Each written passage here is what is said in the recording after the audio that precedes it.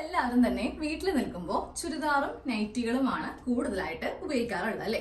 അപ്പോൾ ഇതിന്റെയൊക്കെ നെക്ക് എന്ന് പറയുമ്പോൾ അത്യാവശ്യം വൈഡ് ആയിരിക്കും. ഇപ്പൊ നമ്മൾ തയ്ക്കുമ്പോഴാണെങ്കിലും അതുമല്ല റെഡിമെയ്ഡ് ആണ് നമ്മൾ ഉപയോഗിക്കുന്നതെങ്കിലും അതിന്റെ നെക്ക് ഹൈ നെക്ക് അങ്ങനെ അധികം വരാറില്ല.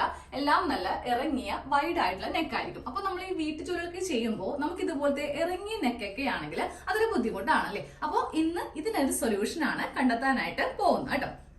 നമുക്ക് അതിനായിട്ട് നമ്മുടെ കയ്യിലുള്ള ഒരു വേസ്റ്റ് കഷ്ണം തുണിയാണ് വേണ്ടത് കേട്ടോ. ഞാൻ ഇവിടെ ഇതുപോലത്തെ ഒരു ചെറിയ കഷ്ണം തുണി എടുത്തിട്ടുണ്ട്.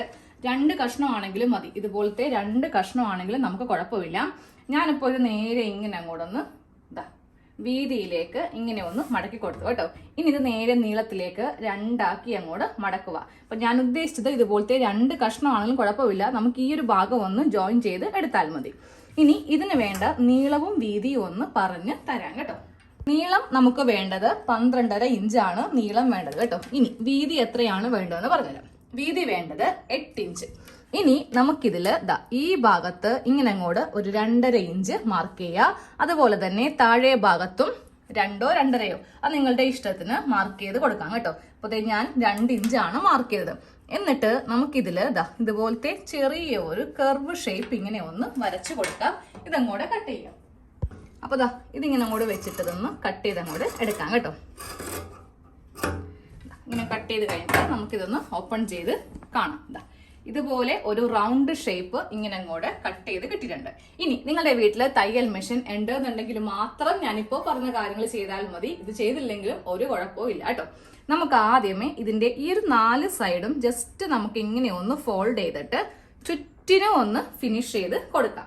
അത് കഴിയുമ്പോൾ ഈ നെക്ക് ഒരു ഭംഗിക്ക് വേണ്ടിയിട്ട് നമുക്കിത് കുറെ നാള് യൂസ് ചെയ്യണം എന്നുണ്ടെങ്കിൽ ഈ ഒരു ഭാഗം ഒന്ന് തയ്ച്ചു വെക്കാം. ഇല്ലെങ്കിൽ ഇതിങ്ങനെ കീറി പോകും, പിന്നെ പോകും. അതുകൊണ്ട് മാത്രം നമുക്ക് ഈ നെക്കും കൂടെ ഒന്ന് തയ്ക്കാം.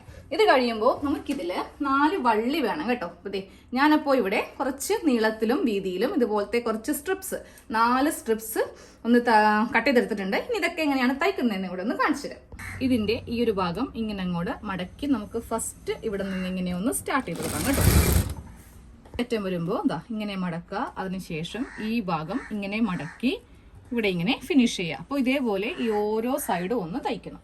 4 വശവും ഇങ്ങനെ അങ്ങോട്ടൊന്ന് മടക്കി തയ്ച്ചു കഴിയുമ്പോൾ ഇനി നമുക്ക് ആ സ്ട്രിപ്സ് ഇതിനൊരു 15 ഇഞ്ച് ലെങ്ത് കൊടുത്താൽ മതി കേട്ടോ. ഒരു 1.5 ഇഞ്ച് വീതിയും കൊടുക്കുക. എന്നിട്ട് ഇതിങ്ങനെ അങ്ങോട്ടൊന്ന് തയ്ച്ച് ഫിനിഷ് ചെയ്യുക കേട്ടോ.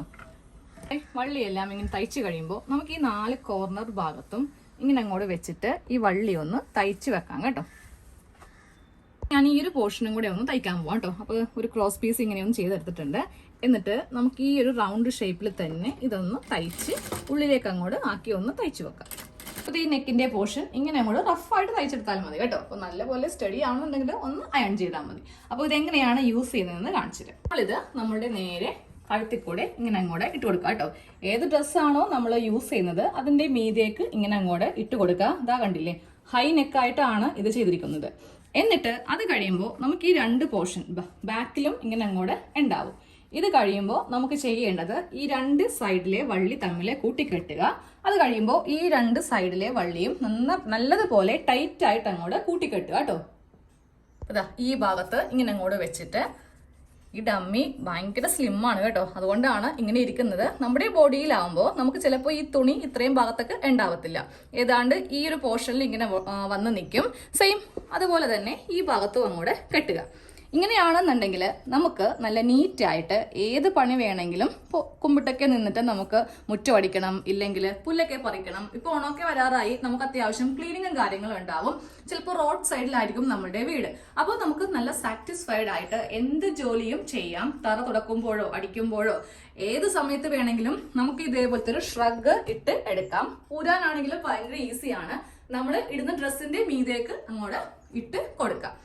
ഫ്രണ്ട് പോർഷൻ ഇതാണ്, ബാക്ക് പോർഷനിലും സെയിം ഇതുപോലെ ഇങ്ങനെ അങ്ങോട്ട് നിൽക്കും. ഇത് കഴിയുമ്പോൾ ഊരി മാറ്റാൻ വളരെ ഈസിയാണ്. ഇതുപോലെ ഇങ്ങനെ കെട്ടഴിക്കുക, നമ്മുടെ തലയെ കൂടെ അങ്ങോട്ട് ഊരി മാറ്റുക കേട്ടോ.